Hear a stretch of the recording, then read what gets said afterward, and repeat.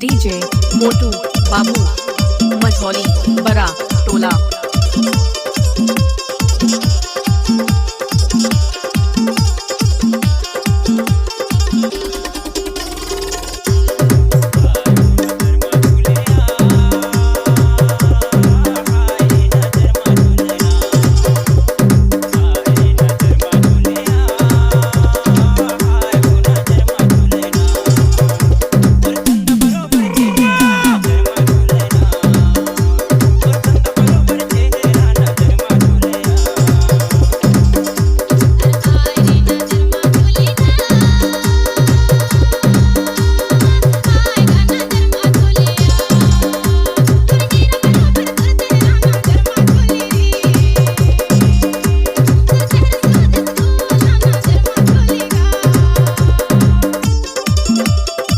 DJ मोटू बाबू मझौली बड़ा टोला।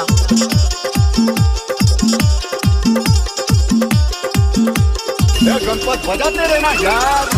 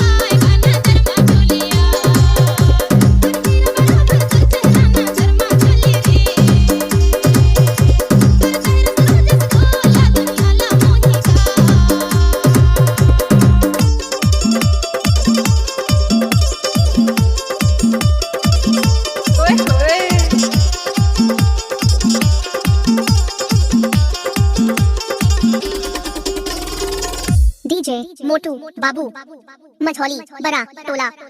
नवा नवा गाना सुनी बर हमारे यूट्यूब चैनल ला सब्सक्राइब करा धन्यवाद।